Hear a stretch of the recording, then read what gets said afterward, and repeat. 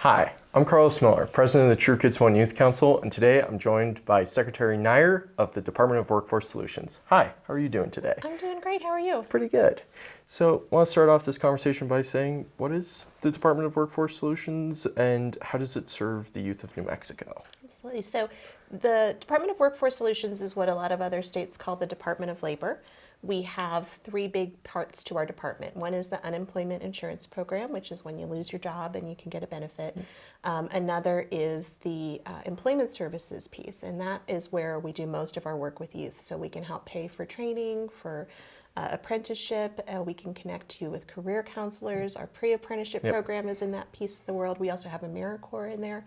And then the third leg of our department is labor relations, which is sort of enforcing workplace laws.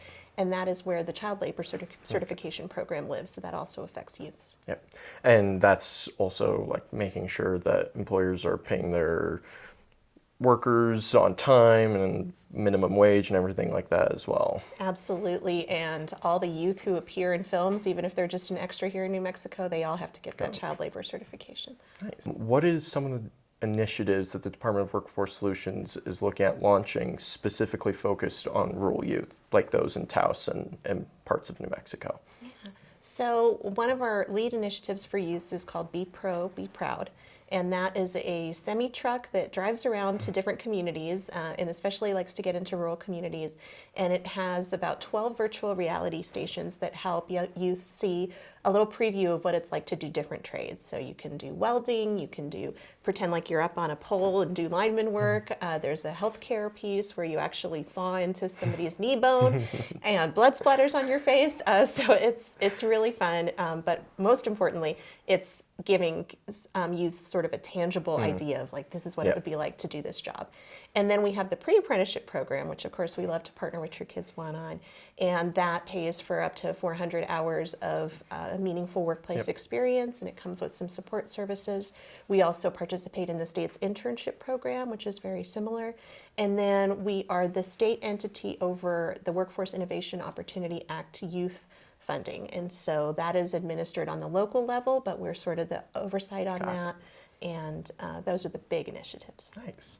Well, talking about pre-apprenticeship, how do you see pre-apprenticeship kind of becoming a bridge for students to enter the workforce or enter those more professional fields? Yeah, a bridge is a perfect way to explain it. So, you know, in schools these days, there's so much testing and there's so much emphasis on all the things they have to jam into the day that we've lost a lot of the what we call soft skills or human skills, things like answering the phone, writing letters, and all those basic skills that employers still expect, but we stopped teaching in schools. And so the pre-apprenticeship program is really a way to get those skills to use. It's also, again, a preview of this is what it is actually like to show up at this place and do this thing, and do I want to or not? To me, it's as successful of an experience if you learn you absolutely don't want to do something as it is if you learn you absolutely do, because either way, you're one step further on that path. And that's a great element of the pre-apprenticeship program, is that if you're placed in a job that you don't feel is like the right fit for you, you could still use your remaining hours for another position. I think that sort of flexibility and letting kids learn what really is the best fit for them. So transitioning more over to STEM, how do you see the Department of Workforce Solutions supporting growing STEM economy and getting students into those positions?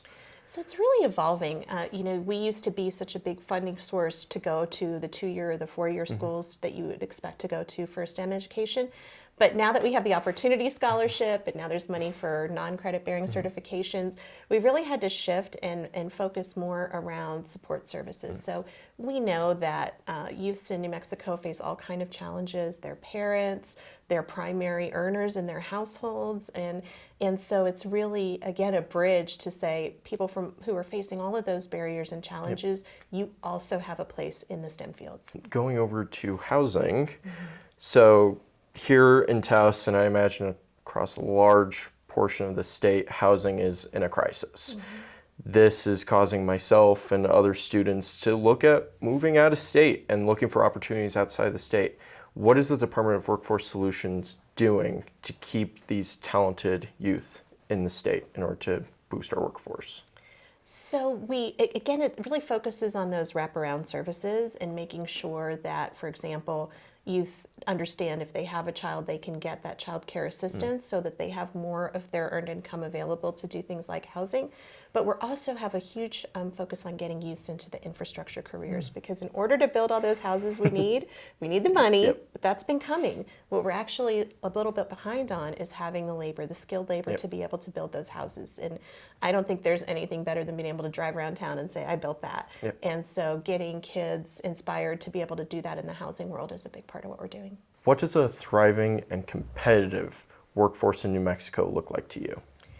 To me, it really builds on our strengths. So we have a tremendous creative economy here in New Mexico. We have artists, musicians of all types, and those skills are highly transferable. That creativity, we need it in every type of field, and especially as technology advances, the unique thing that humans bring to the table is that creativity.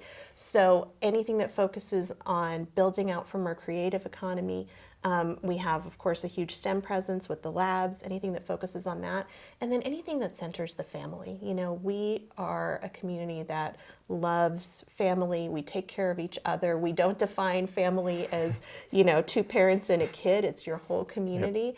And so anytime we can reframe our workforce challenges in terms of how do we take care of each other, how do we take care of this place we love, that's what I would love to see the workforce focused on. It's not this job or that job. It's making a place that we all want to live in. A community that takes in all of our strengths. Exactly. What's your message to New Mexico youth?